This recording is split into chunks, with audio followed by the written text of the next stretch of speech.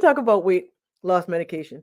First of all, weight loss medications is a misnomer. There really is no such thing as a weight loss medication. What medications do when it comes to weight health is that they help treat the reasons for weight gain. Weight is simply a symptom. It is not the cause. It can cause other things once, it's out of control, or once it's happened. You might have secondary joint issues or some inflammatory issues. Um, Adipose or fat in and of itself puts off its own hormones, it's its own endocrine system. And so, of course, secondarily, there can be some things. And that's one of the reasons why we even care about weight. It has nothing to do with the number on the scale, it has nothing to do with appearance, it has nothing to do with anything other than if it causes some health problems. If there's no health problems and all numbers and all parameters and all health parameters are normal, weight is not a problem, and therefore is no need to treat it. However, there may be causes for the weight gain, and that is important. And anytime the human body does anything, there's a biopsychosocial reason.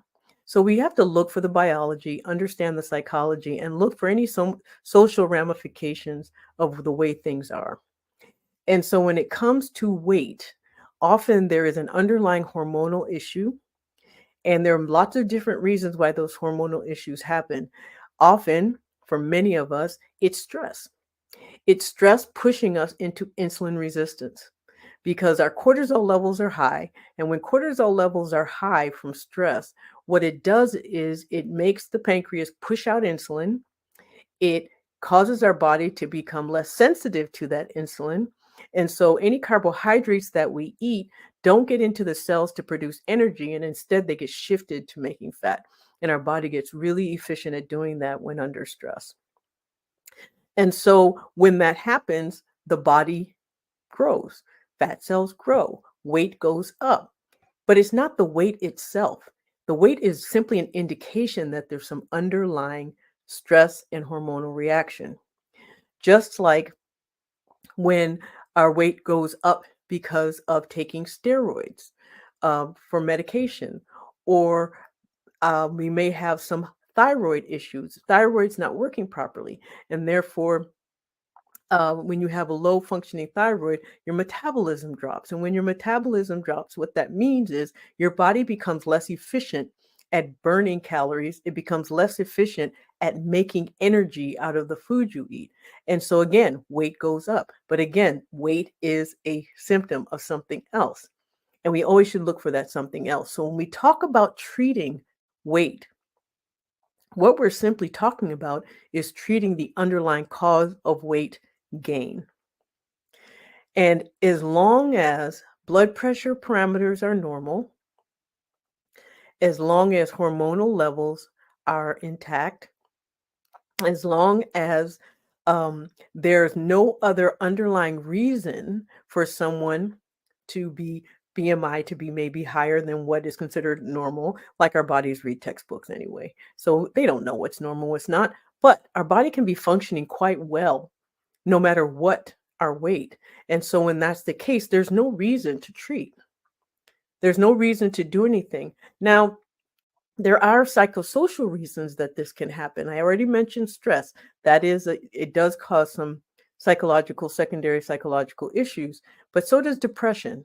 Depression changes what our body does with food. It changes our behavior around food. It changes what we seek out to eat. Same with anxiety and other psychological conditions that change either because of control, or because of cravings, or because of what effect it has on appetite. But again, when weight is affected, it's caused by something else. So it's really important to understand if there's some underlying issue with psychology, not weight. We're not treating weight. Again, you're treating the underlying cause and any of the issues that those diagnoses then present, or how they present. And then there's always the social. Now that seems to be the biggest issue. That's where we see a lot of discrimination. We see a lot of bias. We see a lot of meanness.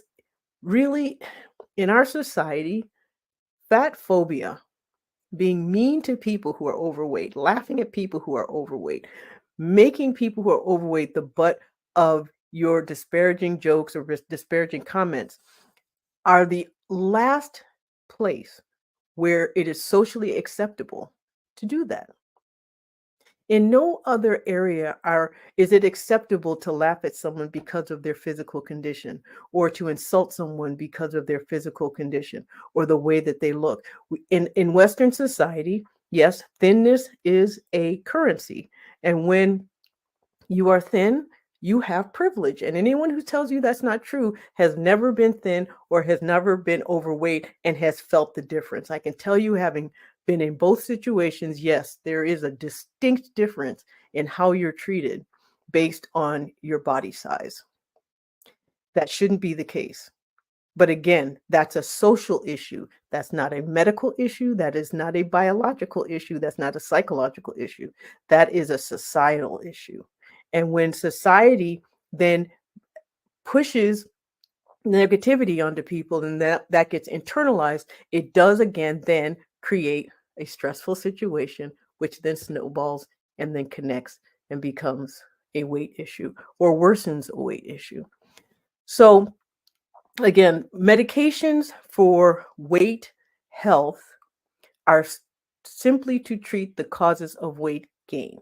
Now, of course, there are some medications that suppress appetite and that have people will eat less and they might drop some weight, but that only happens in people who overeat, which isn't most of us.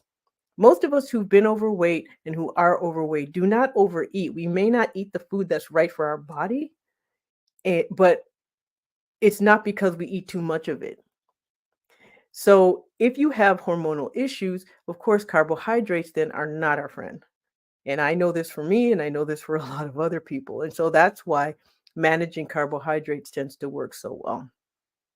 So if you are in a situation where you're perfectly doing all the pillars of health, drinking enough water, eating enough protein and calories, getting enough sleep, managing your stress levels, moving every single day, and you still notice that your body is not changing in the way or feeling in the way that you feel is healthy, or you may not, or your weight tends to does not reflect those behaviors, then it's really important to look for any underlying causes. It's important to screen for depression, for anxiety, for ADHD. It's important to screen for thyroid issues, screen for insulin resistance or prediabetes or diabetes.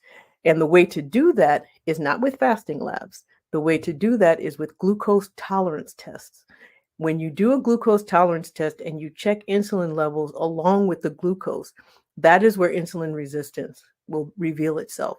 And when that happens, you can then treat the glucose dysregulation to prevent further weight gain and prevent your body pushing you closer to diabetes or prediabetes. So again, treatment is really important, but not for weight loss. There is no treatment for weight loss. It's simply treating the reasons for weight gain. And that's a very important distinction. And it will also help in preventing the shaming that's going on with people who are taking control of their health, who are using medications that facilitate weight gain because they're treating the underlying cause of, who are treating their weight gain and then having weight loss as a result. But again, it's because of an underlying condition. And so, again, the pillars of weight loss, or the pillars of weight health, I should say, because weight loss is relative. It's a number on a scale. Everybody's, weight's going to be different. You can have someone who's very, very thin, who's very unhealthy, who has a fatty liver or who has other issues. And then you can have someone who on a BMI is a little bit higher than what is considered textbook normal. Again, our bodies do not read textbooks. We just know what feels right, and it just goes to where it goes. And so just because someone's BMI does not fit within what is considered normal medically does not mean that they're unhealthy. Most people who are very muscular have higher than normal BMIs. So And of course, we know that if someone's body fat is too low, they could actually not be healthy, but they may be considered thin. So again, size doesn't matter. Weight doesn't matter. What matters is your health. And so the best way to make sure that your health is good is to move every day. Make sure you maintain your muscle mass. Make sure you maintain your protein intake and calories. Drink water, sleep more, and reduce your stress. So again, I'm Dr. Catherine Toomer. I'm a family medicine and community health physician. I'm the founder of Total Weight Care Institute, and I help patients maximize their health and wellness through their weight health and through maximizing their health through making sure the underlying reasons of their weight gain are being addressed. And then I also teach physicians or any clinician who wants to learn how to provide comprehensive and compassionate weight health to their patients, because the shaming has to stop, the stigma has to stop. There's a lot of reasons to help people get their underlying causes under control that have nothing to do with the number on a scale. So again, thank you for joining. And I'll see you again next Tuesday at Dr. Toomer Talks. And if you have questions, you can put them in the comments and I will, answer them as best I can, especially after this video. So all the comments that come through. So thank you. And I will see you again next week at Dr. Toomer Talks on Tuesday. Good night.